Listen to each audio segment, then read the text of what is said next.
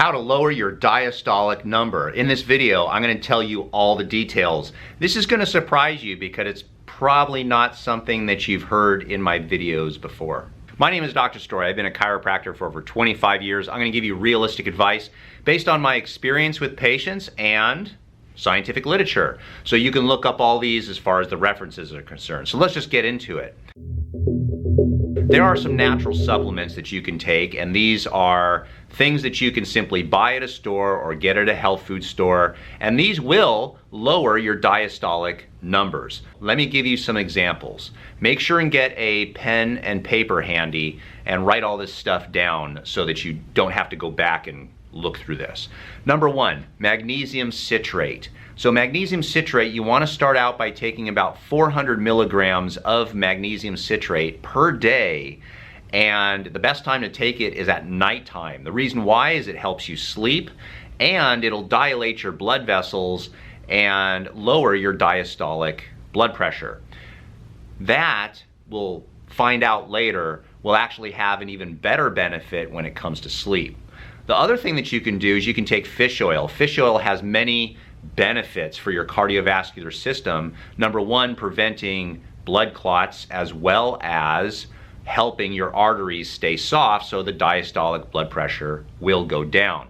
You want to take about 1 gram of fish oil per day. You can also do hibiscus tea. Now some people don't like that because it's kind of a taste issue, but if you can make some hibiscus tea and drink it throughout the day, it will lower your diastolic blood pressure. So just drink anywhere between 8 to 16 ounces of hibiscus tea per day, and that will be more than enough.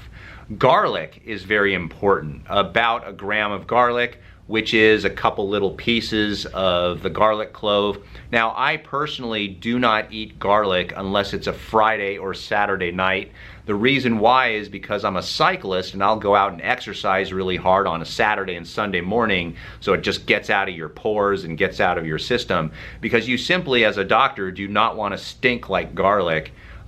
Patients don't appreciate that, but garlic has a great effect on lowering your diastolic blood pressure. So those are some things that you can do. Now stick with me because I'm going to give you some other things that you can do that are very, very easy that you can lower your diastolic blood pressure. Now, did you know, this is number two, did you know that losing weight will help your second number, the diastolic number of your blood pressure? They say that losing about 20 pounds for the average person will lower your blood pressure 10 to 20 points. That is extremely good.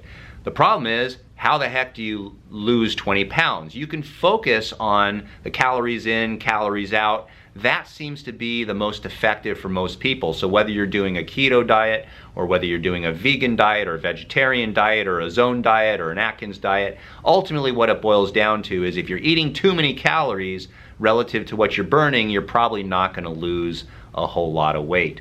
However, if you watch those calories, you will lose weight. So let's get into what is the best diet for lowering your diastolic numbers. The research shows that the Mediterranean diet seems to be the one that's the most researched, has the best results. What does that mean? That means about 80% of your diet will be full of colorful vegetables. Only sprinkled on it would be some type of animal product such as fish, chicken, lean beef, that type of thing. So rather than the average American diet where the beef is the main part of the meal and on the side as an afterthought is the vegetable, the majority of your diet would be vegetables with the afterthought is the meat. Number three, what type of exercises are you going to do? Are you going to do high intensity interval training? Well, if you're 20 pounds overweight, you've never exercised a day in your life, that is the dumbest thing that you can do. You're going to end up in a chiropractor's office. It's just not worth it. It would be better to do cardiovascular exercise. The research shows that cardiovascular exercise, continuous, where you raise your heart rate slowly, get it up to a certain level, and keep it there, is the best type of exercise that you can do. So walking, jogging, running, swimming, cycling, elliptical, rowing types of machines, those are things that you can do where you bring your heart rate up and it stays level. I know there's going to be questions in the comment section. You can go ahead and ask them, but I'm going to tell you right now the answer is no. I'm not talking about weights. I'm not talking about high intensity interval training. I know you heard somewhere that that's good for you, but the research shows that cardiovascular exercise is what's going to be most beneficial for you for your diastolic numbers.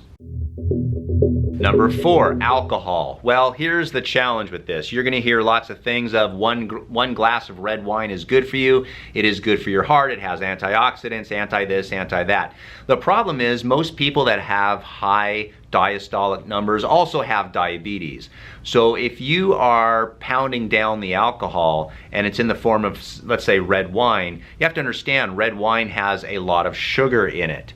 And that is not good. So yes, you are getting some benefits, however, you're also getting some bad things. So as far as I'm concerned, my humble opinion is you don't need alcohol. It's not supposed to be put in your body. Nature did not produce alcohol so that you could drink it. Man-made alcohol. So, you know, anything man-made, always not the best. Number 5, smoking. Who the heck still smokes? So you're not supposed to do it? I mean, who's smoking? My wife still smokes. Smoking hot. Are you smoking? Let me know in the comment section. Is that a problem? I'm always shocked.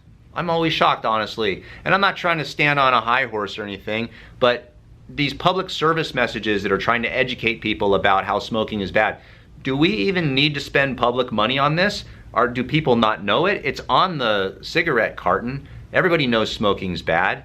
Why do we do it?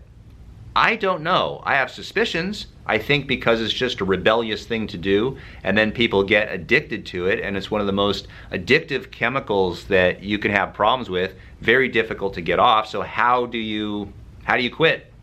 My experience has been you could do acupuncture, you could do the gum, start chewing on a pen or something like that, create another habit. There's just not a lot of hope, but those are things that have worked in the past for other people. I've had many patients that have stopped smoking through acupuncture, chewing gum, and then lastly, getting a detox program where you get medical help to get off the cigarettes. Ultimately, you know, when you think about it, when you have high blood pressure and you're smoking, you have to understand that when you see a doctor, the doctor is going to just throw tons of drugs at you because he knows it's unlikely that you're going to stop smoking. You know, every spouse knows that nagging does not stop people from smoking. It never has, it never will. It doesn't work, but every generation has their naggers.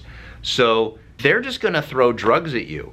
Ultimately, you're going to have to figure out how to stop smoking. Your body knows that it's deprived of oxygen and it's going to raise the blood pressure in order to survive what you're putting in it. So actually, when you think about it, high blood pressure is a reaction to the smoking. High blood pressure is a way for your body to try to survive from the smoking. You know, it's like poking a tiger with a stick and then finally the tiger bites you. You can't blame the tiger for biting you. You kept poking it. You don't poke tigers with sticks. Your body is like the tiger, and the cigarettes are the stick, the little cancer sticks. And what you're doing is you keep poking the body, it's going to react by raising the blood pressure. That's how it works. That's why if you don't stop smoking, there just isn't a whole lot that can be done. So somehow or another, that has to be a priority. And lastly, here's the weirdest thing, getting more sleep. Did you know, for example, sleep apnea is one of the most unusual causes of high blood pressure? It's called resistant hypertension. And if you're not getting enough sleep, there's a number of hormonal things that happen when you sleep. Number one, it reduces your cortisol level. High cortisol levels, which is the stress hormone, raises your diastolic blood pressure. So in theory, if you were to get more sleep, better quality sleep, that rapid eye movement sleep, then you're going to reduce cortisol levels, thus lowering your diastolic blood pressure. That is how it works. And that's why when we go back to the beginning, one of the best supplements that you can take is magnesium citrate, 400 milligrams at night. That's why you take it at night, because it helps you relax, lowers cortisol levels, helps you sleep. Better sleep, lower diastolic blood pressure. If I lost any weight, I'd be just plastic.